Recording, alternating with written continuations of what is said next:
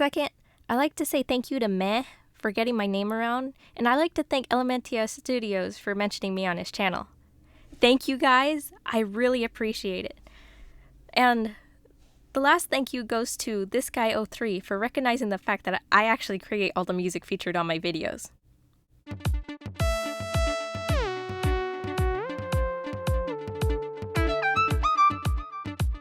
Yeah. Also, we have this crazy amount of comments about theories and stuff in the previous video, the Real Jake finale, and it basically says how Crying Child is connected to Jake and how Jake might actually be Jake Afton. Or Crying Child might be Jake Afton. I said that wrong. I'm going to make a theory video on that after I am finished reading the whole book, including the Stitch Wraith story. So that's coming soon. But if you want to go see it now, actually pin the comment so it's easier to find. I am not kidding when I say I appreciate everything everybody's been doing so far. And look at that! 60 subscribers now! Oh man, I never thought I'd get this far. Lastly, I like to say I have these limited edition Golden Freddy stickers. They're literally golden. They are going to be free with the purchase of the Ultimate set because they cut wrong.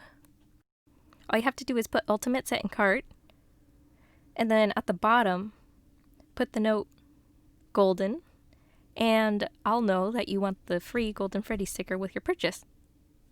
So I only have 12 stickers right now. That's all I have.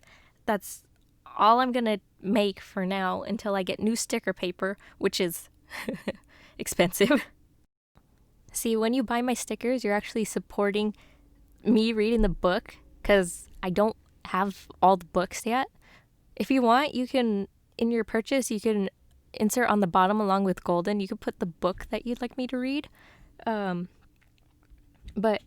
tomorrow I plan on going and getting, well, along with the core collection of FNAF, I plan on getting at least Into the Pit and Fetch so I can start on those next time I'm done with this. And when I'm done with my theory video. And when I'm done with my music making video. I have a lot planned. Well, with that out of the way, let's begin the story.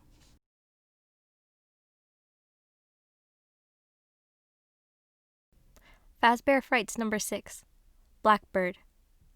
Story 3, Hide and Seek. Toby, Toby, Toby. Kids chanted as Toby Billings hunched over the Ultimate Battle Warrior arcade game at Freddy Fazbear's Pizza and Games. His left hand clenched the joystick tightly, shifting left and right, up and down. His right hand punched the action buttons for his warrior character to bust the graveyard ghoul opponent in the face and kick him in the gut, repeatedly. Black blood and green sweat splattered from the ghoul. It was frickin' awesome. Sweat dampened Toby's upper lip. He shifted the peppermint-flavored toothpick inside his mouth from one cheek to the other. His arm muscles clenched tightly. He was about to achieve his highest game score for Ultimate Battle Warrior. All he wanted was to be the new high scorer. He'd been focused on this game all week, and he was almost there. Almost. He pounded on his opponent. Bam! Took that sucker down. Winner flashed across the screen. Toby pushed off the game, raised his arms in victory. Heck yeah! Someone patted his back. All right, Toby! Take that, sucker! Toby punched the air, grinning. You had to take first place this time, Toby. Toby expelled a breath, cracked his knuckles, then took a moment to enter his TAB initials, tapping his foot as he waited for the top scores to flash on the screen. His smile fell away as he blinked in disbelief. No frickin' way. He still held second place. Defeat sunk like a rock in his gut. Ah, nah, your bro is still the highest score. What a drag. Toby's hands clenched on the controls. Sure enough, his older brother Connor's initials, COB, were still listed as number 1. Always number 1. Jaw tight, he slammed his palm hard on the game. Dang it! Kids started to walk away except for this annoying guy named Reggie. Don't worry about it, Reggie said, slurping a milkshake. His hair was a mass of red curls, flaring out like a halo over his head. You'll get a game over him, eventually. You're just 1,000 points behind. That's practically nothing. Toby curled his lip. Every game in Freddy Fazbear's Pizza and Games had his brother listed as the top player. He thought he had this one for sure. He cracked his knuckles and turned away from the stupid game. Then he grabbed his soda cup from a small table next to him and sipped flat root beer through the straw. There's still hide and seek, Reggie went on. It just opened up a week ago, and your brother hasn't even played that one yet. I mean, I haven't seen him anyway. And you still have to play it. When you do, you'll have the advantage. No problem. No, he hadn't told his brother a new game attraction had opened at Freddy's just for that exact reason. Toby wanted to play it first and snag the top spot. His brother used to have a part-time job at Freddy's when he was in high school. He spent his race and after-work hours playing all the arcade games in the place until he'd become the top scorer on every single game.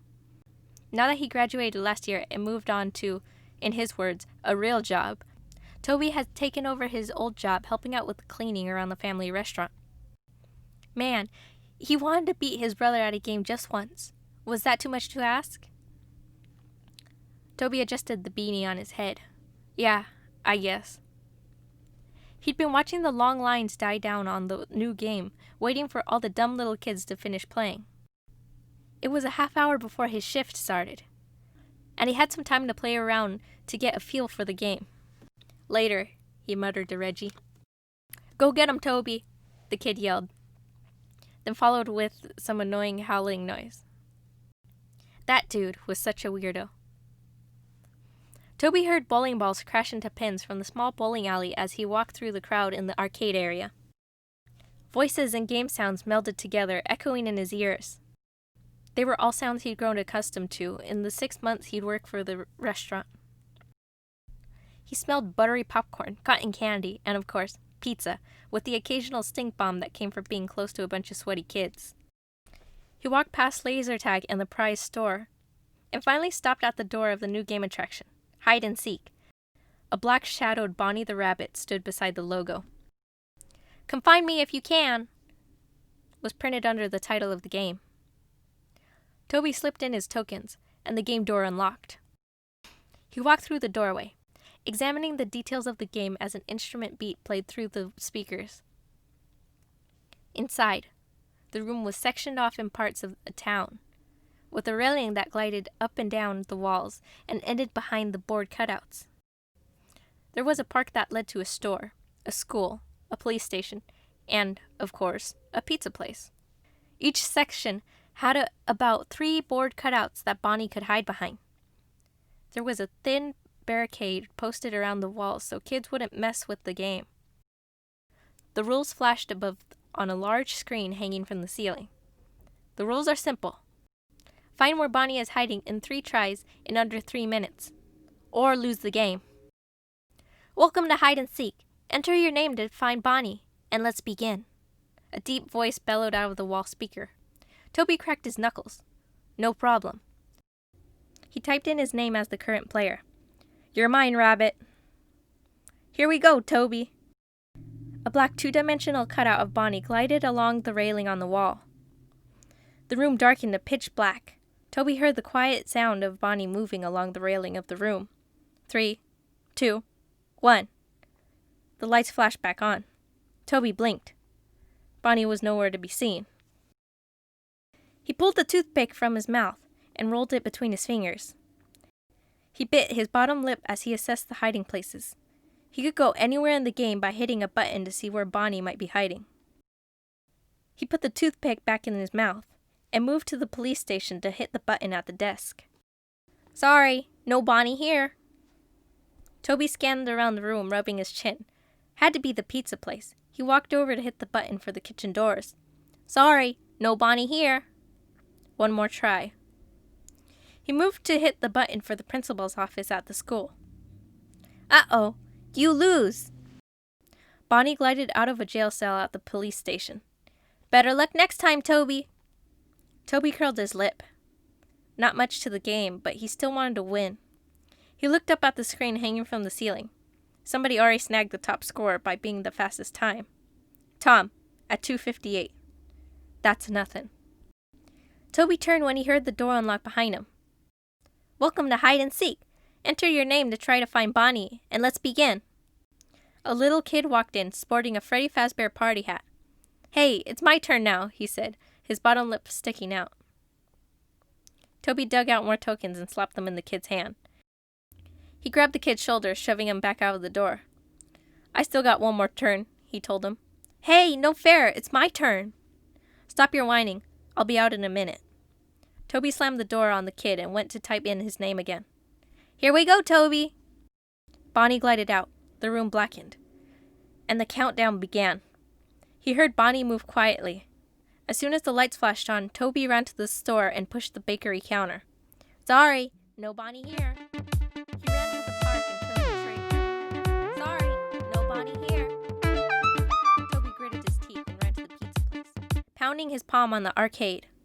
Uh-oh, you lose. Bonnie glided out of the bushes at the park. Better luck next time, Toby. Toby spit out his toothpick on the floor as annoyance burned in his gut. He fisted his hands and stormed out of the exit door to start his shift.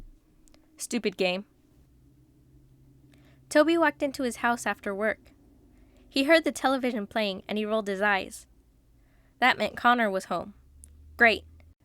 Dad worked the graveyard shift at the warehouse and wasn't coming home most nights, so usually it was just him and his brother. Toby plopped a box of leftover pizza on the kitchen table, then dug out a piece of pepperoni. He was already irritated because he played hide and seek a few more times before he came home, and he still hadn't found the rabbit. The game wasn't that complicated. How hard could it be to find a hidden rabbit? That you, Tobes? Connor called out. Who else would it be? Toby walked to the front room and leaned against the wall. Yeah. Connor was kicked back in Dad's recliner watching baseball. He wore a dirty button-up shirt stained with black grease. Grease was smeared on his cheek and arms. Only his hands were somewhat cleaner, with black oil under his nails. Connor turned to look at Toby and grinned. Beat me at any games? Beat me at any games yet, little brother? Connor wanted to know. Gee, how did he know he'd asked? Toby bit into his pizza and chewed. Nope.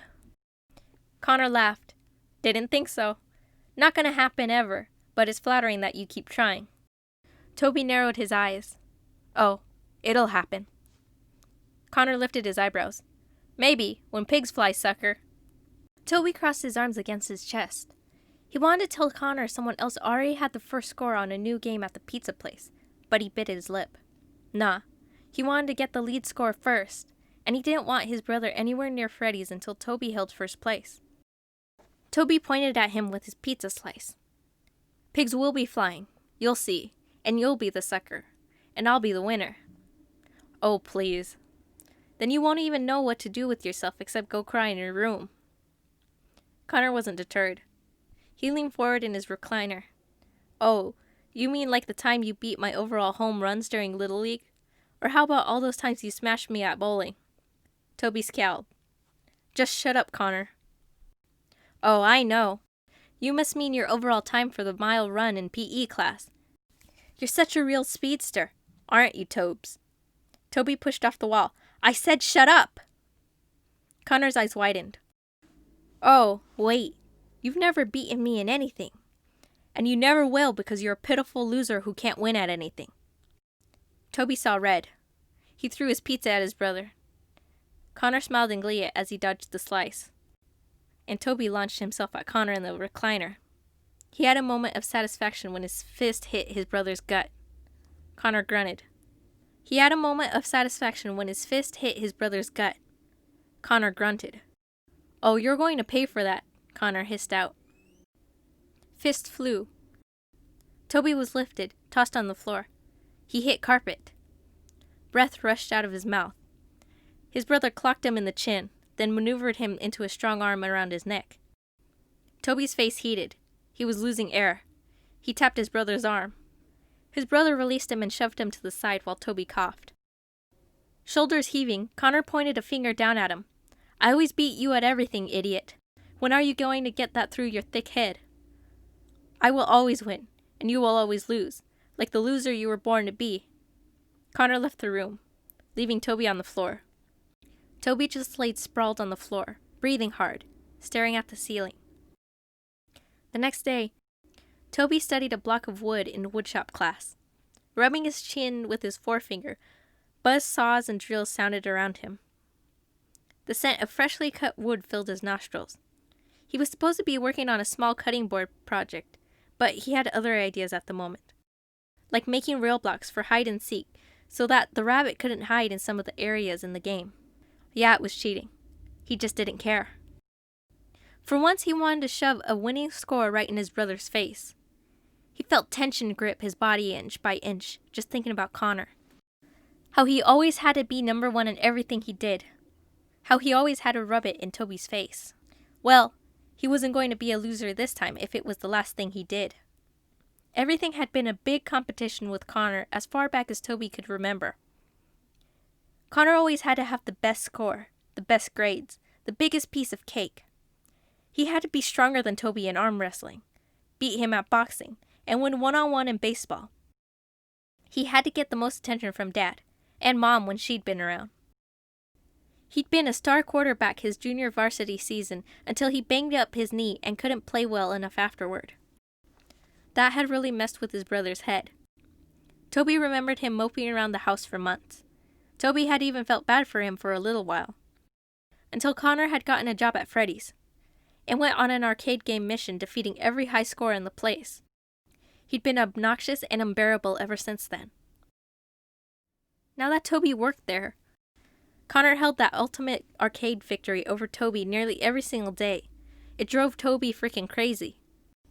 That was why Connor's reign was finally coming to an end. Determined, Toby got to work on the block of wood, cutting out squares that would soon be perfect rail blocks for hide and seek. Mr. Pedrick walked by Toby's workstation. He adjusted his glasses and looked at Toby cutting out blocks. "Those are too small for a cutting board, Toby." "Yeah, I know. I'm getting to the cutting board next." Mr. Pedrick crossed his arms. "The cutting board is your assignment now. It's due at the end of the period. How are you going to get it done in 30 minutes? You're a good kid, Toby. I know you could do better than this if you just try and put some effort in your projects." "I'm starting the project right now." Irritated, Toby walked over to the wood table and picked up another piece of wood for the cutting board. When Mr. Pedrick walked away, he set the new piece of wood aside and continued with the rail blocks. Some things were more important and took priority over schoolwork, like beating an annoying, ignorant, loudmouth brother. After Freddy Fazbear's Pizza and Games closed that night, Toby inserted his coins for a new round of hide and seek. There were only a couple of employees left cleaning up in the kitchen, and he snuck inside the game room near the end of his shift. The game voice welcomed him to the game. Before Toby entered his name, he walked over to the small barricaded fence that blocked the wall from players getting too close to the game and hopped over. From his sweatshirt, he took out the small wooden blocks that he'd shaped to fit the railing. He gave the blocks a good pound with his hand, wedging each wood piece into the rails to cut access off to the school, police station, and the pizza place. Now the only places the rabbit could hide were the park and the store, which were right next to each other. Toby smiled and nodded. Now he would definitely win, and he'd get his name listed as first place. Oh yeah, let's do this. He couldn't wait to rub Connor's face in his win. He could see his brother now. His face would get all red just like it did whenever something didn't go his way, and he'd storm off and hit a wall in the house like a big baby. Dad would yell at him to go cool off, and then Dad would look at Toby and roll his eyes. Toby snickered. It would be priceless. Toby hopped back over the fence and ran to enter his name into the game. "Here we go, Toby." "Yeah, here we go, Rabbit." Bonnie glided out. The room blackened. 3. Toby tapped his foot and waited for the lights to turn on. 2. 1. As soon as the room brightened, he sprinted to the park and slapped on the slide. "Sorry, no Bonnie here." He hit the tree. "Sorry, no Bonnie here." Rattled, he hit the deli at the store. "Uh-oh, you lose." Toby's jaw dropped in disbelief. His peppermint-flavored toothpick fell to the floor. No frickin' way. Bonnie glided from behind the cashier register at the store. "Better luck next time, Toby." Toby's hands fisted as he growled loudly in frustration. You think you're funny, don't you, Rabbit?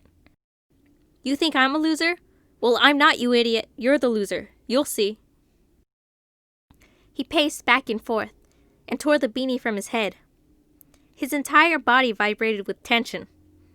I am not going to lose another game to you. He rubbed his hand over his head. Think. Think. He wanted to win. He needed to win. Suddenly, he whirled as a quick solution crossed his mind. Yes. A minute later, he inserted his tokens and came back in, carrying 2 metal chains. He already had the store, the school, and the pizza place covered. He wedged the back of the chairs into the railing to the park and the store. The bottom of the chairs leaned forward on the small fence. Welcome to hide and seek. Enter your name to try to find Bonnie, and let's begin. Yeah, he muttered. Toby stood back, his hands on his hips, looking at his handiwork. Everywhere was blocked. There was no way the rabbit could even hide at all. Ha, got you now, sucker. Who's the winner now? He rubbed his damp palms together as he rushed to input his name. He felt a sheen of sweat on his forehead and wiped it with the back of his hand. He felt jittery, off, like he couldn't keep still. He rolled his neck in a circular motion and cracked his knuckles. Here we go, Toby, the voice sang out. Bonnie glided out. The room blackened. 3. Toby's stomach took a sudden dive, and his head went light. He almost felt like puking. 2. For a moment, a rush of quiet seemed to fill the room, as if all air was sucked out of the area and his ears were about to pop. He felt a strange tickle at his back and shifted a shoulder to make it go away. Then all at once, sound rushed back into his ears. 1. The lights flashed on. Toby blinked. He felt disoriented. He rubbed his eyes and scanned the walls before him. Wait. Bonnie was gone. Toby's head swiveled left and right, even to the ceiling.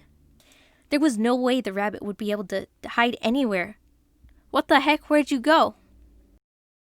He rushed to the small fence barricade and hopped over to the billboard cutouts, trying to peer inside the slight gap between the cutouts and the walls. The slots were empty. No, this wasn't right. His stomach was turning and his chest felt tight. He continued to run to each cutout, peering behind the wooden displays. There was nowhere the rabbit could have gone. This didn't make any sense. Toby's heart beat like a drum. A bead of sweat dribbled down the side of his head. No. This wasn't fair. The stupid rabbit couldn't win. Heat flashed across his face. A burst of helpless energy flared throughout his body. His breaths increased. He wasn't a loser. He wasn't a frickin' loser. He ran to the chair he'd propped up against the railing, picked it up, and heaved it across the room. It smashed against a wall, denting a hole into the game's pizza place. He pulled out one part of the small fence and tore it down. He stomped through the broken barrier and stalked over to the other chair and threw it against another wall. He pulled down another section of the fencing, reaching for the tree cutout at the park, and gritting his teeth, he pulled at it with all his strength. It ripped off the wall as he crashed to the floor. Only a few pegs stuck out in its place. He threw the tree, got back to his feet, and ran to the police station, tearing out the desk cutout. I always beat you at everything, idiot. When are you going to get that through your thick head? I will always win, and you will always lose, like the loser you were born to be. He tugged and tore at everything he could get his hands on. He wasn't sure how long he went at it, tearing down, destroying. All he knew was he had to get rid of this helpless feeling within him. This feeling of being weak and powerless. This pain that always seemed to be inside of him. He hated it. He needed it out. Gone. Finally, his body grew tired as he tripped on a piece of cutout and fell on his ass. His chest was heaving up and down. Sweat covered his face. His hands were red and throbbing. He looked around at what he'd done and satisfaction filled him. Yeah, take that, he thought. He pretty much destroyed hide and seek. As he stared at the destruction, reality crashed down on him. He swallowed past the dryness in his throat. He scrubbed at his face with his hands. Then he continued to stare at the mess he'd created. He'd ruined a game that wasn't his. He was going to get in so much trouble. Frantic, he stood and grabbed the tree he'd torn from the wall. He tried to reattach it to the pegs, but it was no use. It just crashed back to the floor. "What did I do?" he whispered. Then he did the only thing he could think to do. He ran out of the room. Toby opened his eyes, blinked. He was in the dark. He was lying face down on a cold metal table. Where was he? Bright lights flashed on above him and he squinted. He tried to sit up, but his hands were tied above his head. His legs were bound at his ankles and he couldn't move them. What the heck? Toby tried to lift his head a little. "Hey, what's going on? Connor? Are you messing with me?" His voice seemed to echo inside the room. He looked around to see brick walls surrounding him. "You're going to get busted for doing this." Someone shifted behind him. When no one answered, panic set in. Connor would have been blabbing his mouth by now. "Hey, whoever you are, you better let me go." He jerked at his hands, but the rope just bit into his wrists, rubbing his skin raw. His heartbeat seemed to pound against the cold table beneath him. Then he spotted something dark in his peripheral vision. "What do you want?" He felt his shirt tugged from his back. Then he heard scissors cutting at it. "Stop it! Leave me alone!" Cold air hit his back. He heard more movement. Then something small bit into his back, like a needle. "Ow! Don't touch me!" The needle was pulled out, and then he felt his skin being tugged. "What the heck are you doing to me?" He jerked his head left and right, trying to see what was happening.